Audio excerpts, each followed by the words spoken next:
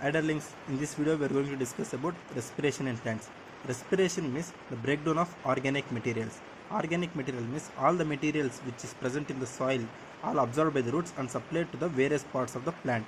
All these materials are in complex form, so it should be broken down into a usable form. And this breaking process is known as the respiration. That means breaking of organic materials or other materials.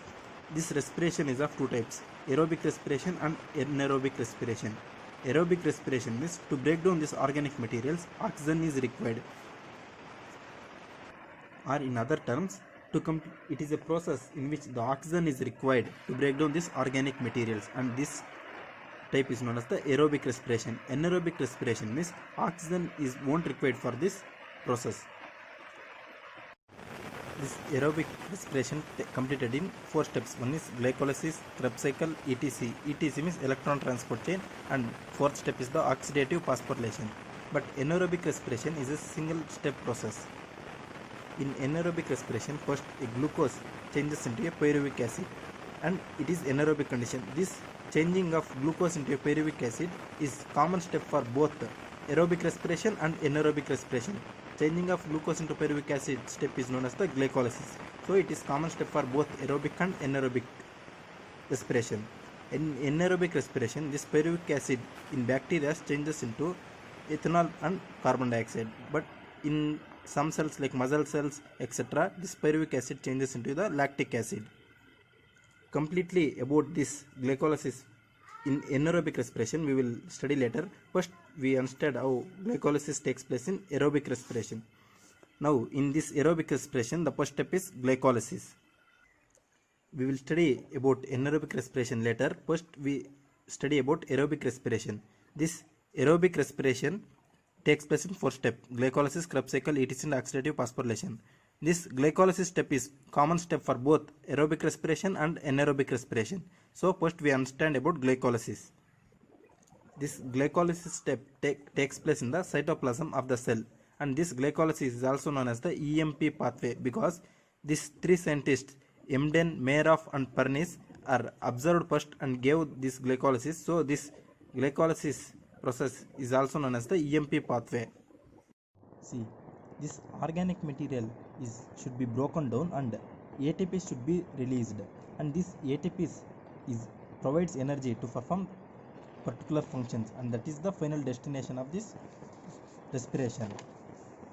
See, this glycolysis means this breakdown of glucose into pyruvate, and in this process how many ATPs are released, that we should calculate, and that ATPs provides energies to perform particular functions. See, firstly this glucose is a 6 carbon compound is broken down into glucose 6 phosphate, and here ATP is converted into ADP. Our aim is to produce ATP, but we are supplying ATP for this process, so we are losing one ATP here. ATP means adenosine triose phosphate, ADP means adenosine diphosphate. For example, see, this is APP, adenosine and 3 phosphate groups, so adenosine triose phosphate this is. And if one phosphate group is lost, then only 2 phosphate groups are present only, so this is diphosphate, adenosine diphosphate. This ATP we required finally to perform particular functions, and this ATP we should gain after this cycle, but we are giving ATPs here, so we are losing one ATP here. We should remember this one. This glucose 6 carbon compound is converted into glucose 6 phosphate, and this glucose 6 phosphate is also a 6 carbon compound. For this step, or for this reaction, conversion of glucose into glucose 6 phosphate, this phosphorylase is the enzyme helping in this process. Enzymes means any substance which helps to become any reactions easier. Such type of substances are known as enzymes. In this step, conversion of glucose into glucose 6 phosphate, phosphorylase is the enzyme helping. Next, this glucose 6 phosphate, which is a 6 carbon compound, changes into the fructose 6 phosphate, and this fructose 6 phosphate is also a 6 carbon compound atom. And for this step, conversion of glucose 6 phosphate into fructose 6 phosphate, is isomerase is the enzyme helping in this step. And next, this fructose 6 phosphate, which is 6 carbon compound atom, changes into the fructose 1,6 biphosphate, which means one phosphate losses and becomes into fructose 1,6 biphosphate. And here also ATP is, for this step ATP is needed and ATP is consumed and ADP is given out. See, so here in this step we given one ATP and in this step we given another ATP. Total 2 ATPs we are given now. We should get ATPs, but we are giving ATPs, so we should remember these 2 ATPs. And for this process, or for this step, conversion of 6 fructose 6 phosphate into fructose 1,6 biphosphate, phosphorylase is the enzyme helping in this process. Next, this fructose 1,6 biphosphate changes into the two atoms. One is glyceraldehyde 3 phosphate, another one is dihydroxyacetone phosphate, and these two are 3 carbon compound atom. This is the 6 carbon atom changes into the 2 3 carbon compound atoms. One is glyceraldehyde 3 phosphate and another one is the dihydroxyacetone phosphate. This glyceraldehyde 3 phosphate and dihydroxyacetone 5 phosphate are interconvertible. That means this glyceraldehyde 3 phosphate can change into the dihydroxyacetone phosphate, and this dihydroxyacetone phosphate can change into the glyceraldehyde 3 phosphate. Now this glyceraldehyde 3 phosphate changes into the 1,3 bis-phosphoglyceric acid, and this 1,3 bis-phosphoglyceric acid is the 3 carbon compound atom. In this process NADH plus is changes into the NADH2 or NADH plus H plus. This NADH2 means nicotinamide adenine dinucleate hydride. This nicotinamide adenine dinucleate hydride, which is 1 NADH2 is equals to the 3 ATPs. So in this process we are getting 2 NADH2, one from here. This glyceraldehyde 3 phosphate changes into the 1,3 bis-phosphoglyceric acid. Here in this step we are getting 1 NADH2, and from this one dihydroxyacetone phosphate changes into the glyceraldehyde, and this changes to the this step. So from this we are getting 1 NADH2, and from this step we are getting NADH2.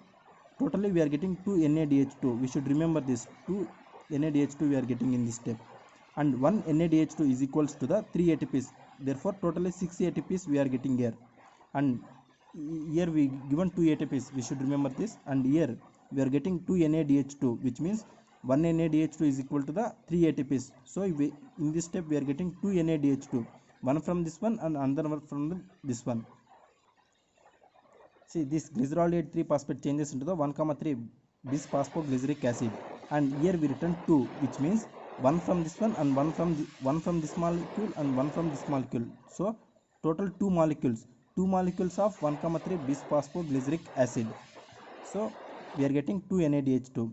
Next, this 2 molecules of 1,3 bis-phosphoglyceric acid changes into the 3 phosphoglyceric acid, and this is also a 3 carbon compound atom.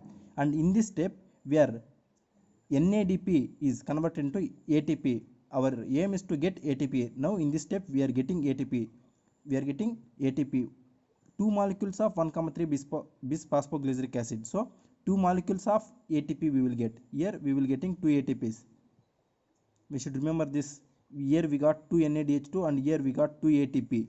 And here we given 2 ATP. Here 1 and here 1. Total we given 2 ATPs. And finally now we got 2 NADH2 and 2 ATPs we got. And next, this 2 molecules of 3 bis-phosphoglyceric acid changes into the 2 phosphoglycerate. This 3 phosphoglyceric acid loses 1 phosphate and changes into the 2 phosphoglyceric acid. And in this process phosphoglycerate mutase is the enzyme helps for this process, and this 2 phosphoglycerate is the 2 carbon compound atom.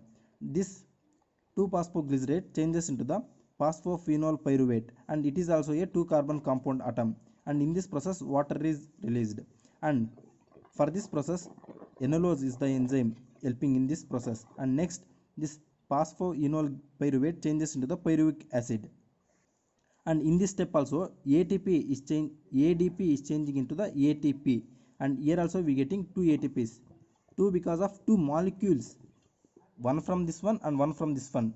Therefore totally 2 molecules of ATP.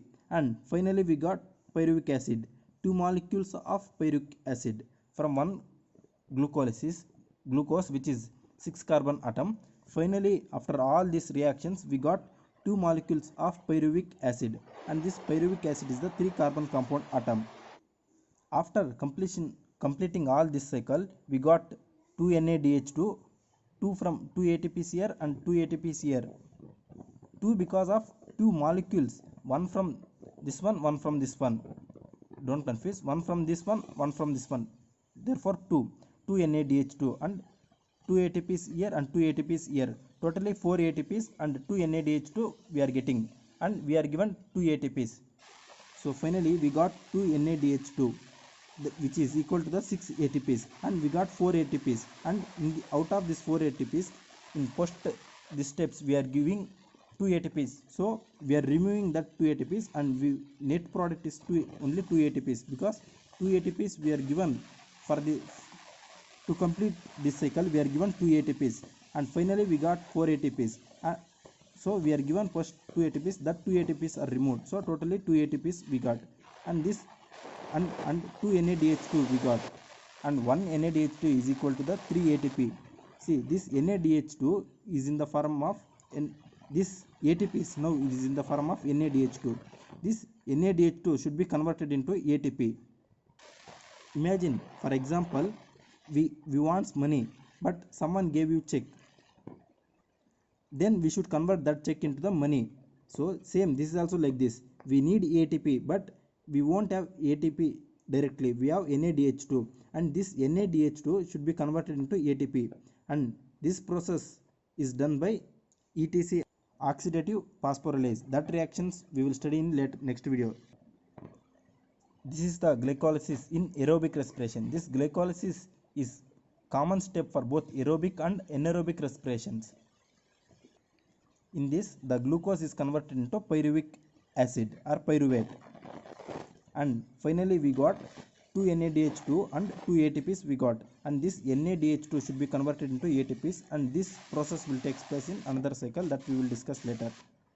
And this glycolysis is the first step in the aerobic respiration, even though it is the common step for aerobic respiration also. Now we are discussing about aerobic respiration. So we are completed about first step in the breakdown of organic materials in aerobic condition, that is glycolysis. This is the similar step for anaerobic respiration also. Glycolysis of anaerobic respiration we will study in later video.